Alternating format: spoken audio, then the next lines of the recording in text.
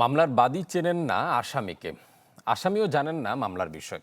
5 আগস্টের পর ডিএমপির বিভিন্ন থানায় দায়ের করা মামলাগুলোতে এই প্রবণতা দেখা গেছে। এসব মামলার এজাহারের তালিকায় থাকা প্রথম 10 থেকে 20 জন আসামির নাম একই, বাকি 1 থেকে 1.5 শতাধিক আসামির নাম এলাকা ভেদে পরিবর্তন করা হচ্ছে। এমন পাইকারি হারে মামলায় প্রকৃত আসামিদের পার পেয়ে যাওয়ার আশঙ্কা প্রকাশ করেছেন আইনজীবীরা। ফয়সাল হোসেনের রিপোর্ট। গণ অভ্যুত্থানে গেল 5 আগস্ট পতন হয় শেখ হাসিনা সরকারের। এরপর থেকেই শেখ হাসিনা, আওয়ামী লীগ নেতাসহ ক্ষমতাধরদের নামে মামলা হয় বিভিন্ন থানায়।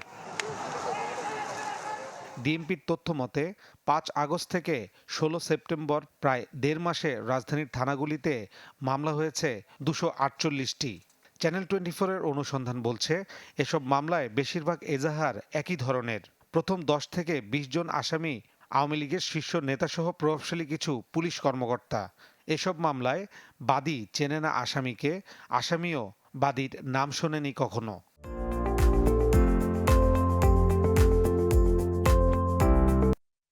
গেল 25 আগস্ট ঢাকার দোহার থানায় এমনই একটি মামলা হয়।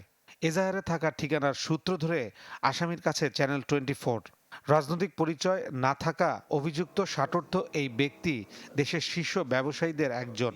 দাবি করেন গত 10 বছরেও দোহার যাননি তিনি। আমরা ব্যবসা করি জীবনভর, যেই সরকার আছে তার সাথেই আমাদের সম্পর্ক থাকে, কিন্তু আমরা কোনো রাজনীতি করি না, কখনো করি নাই। হত্যা মামলায় আমার আসামি করা হয়েছে। আমি দোহারে 10 বছরে যাইও নাই, কেন আমি বুঝলাম না। আমার নামে এই কেসটা করা হয়েছে। সরকারের কাছে আবেদন থাকবো, আমরা যেন এইভাবে বিভিন্ন জায়গায় এরকম হচ্ছে হ্যারাসমেন্ট না হই। এই শিল্পপতি সহ 174 জনের নামের মামলার বাদী শাহজাহান মাঝি, যাদের অধিকাংশকেই চেনেন না তিনি। তাহলে কেন করলেন এমন মামলা? দলের মামলা তো এটা বুঝুনি, এটা আমার উপরে থাকা আমার মানে এটা বুঝুন আবার খন্দকার আর তার জরুরি আছে, নেতারা আছে জরুরি।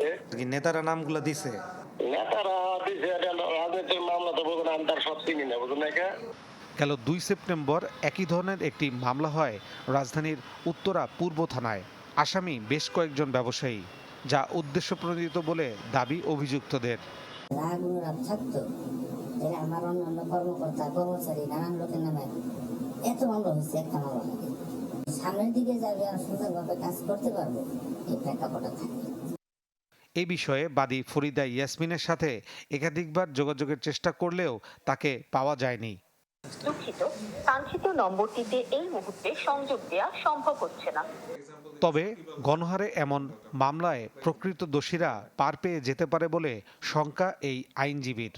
আমরা এখন এক্সপেক্ট করবো যে এই ধরনের মামলা যাতে না হয়, যাতে মানুষ তাদের মত প্রকাশ না করতে পারে, অথবা ভিন্ন মত থাকলেই তাকে একটা বিপদে ফেলে দেওয়ার একটা সুযোগ ক্রিয়েট যেন জুডিশিয়ারির মাধ্যমে না হয়, বা পুলিশ স্টেশনে একটা কেউ মামলা করতে পারে, এই ধরনের সুযোগ যাতে না থাকে।